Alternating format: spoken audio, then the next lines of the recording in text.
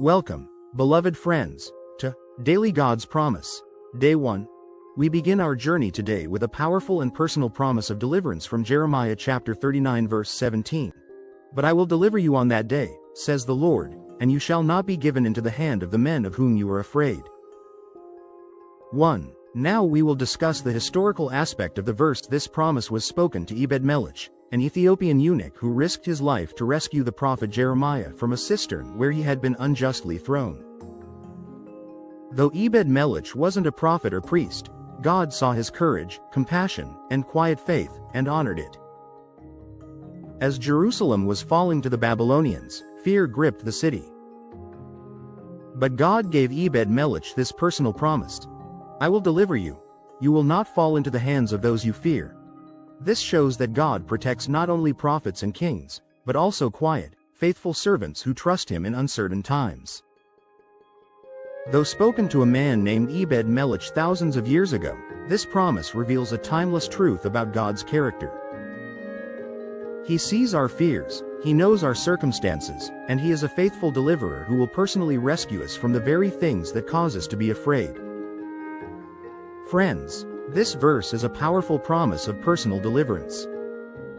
It was given to Ebed-Melech, an Ethiopian eunuch, who courageously saved the prophet Jeremiah from a muddy cistern. His act of faith placed him in a perilous situation, and God saw his fear and his righteous heart.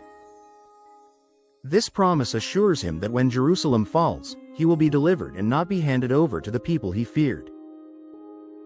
This message is a beacon of hope for us today, reminding us that God sees our personal battles, our specific fears, and our acts of faithfulness, and he promises to intervene on our behalf. 2. The context of courage and fear. A promise for the righteous. The story of Ebed-Melech is a testament to the fact that God honors righteousness, especially in times of fear.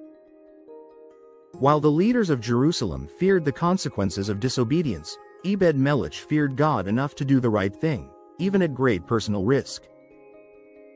This promise from God is a direct response to his faithfulness. It reminds us that our obedience and courage in the face of fear do not go unnoticed by God. When we choose to honor him, he acts as our divine shield, promising to protect and reward us for our steadfastness. 3. I will deliver you on that day. God's precise timing and intervention. The phrase, "on that day," is incredibly significant. It is not a vague promise of future help but a specific assurance of deliverance on the very day of calamity. God knew the exact moment Jerusalem would fall and when Ebed-Melech would be in danger, and he promised to intervene on that precise day. This reminds us that God's timing is perfect. He is never late, he is sovereignly in control of the timeline, ready to rescue us at the moment of our greatest need, providing a specific escape in the midst of widespread trouble. You shall not be given into the hand of the men of whom you are afraid. The specific nature of God's protection. God's promise here is not a generic assurance of safety.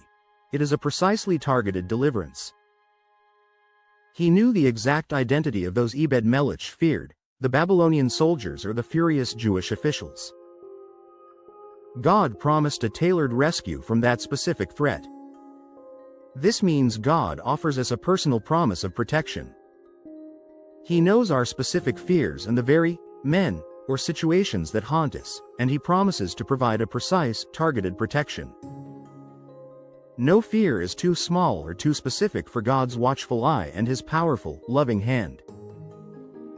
5. Old Testament cross-references. Psalmist 34:4 says, I sought the Lord, and he heard me, and delivered me from all my fears.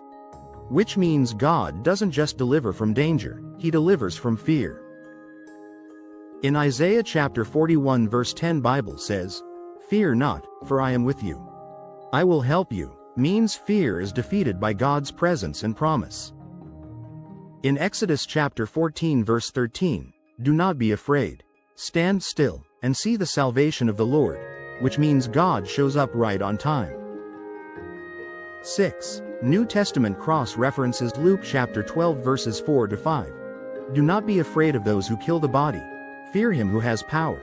Even in persecution, God governs outcomes. Romans chapter 8 verse 31. If God is for us, Who can be against us? Fear loses power in the light of God's presence. 2 Thessalonians chapter 3 verse 3. But the Lord is faithful, who will establish you and guard you from the evil one.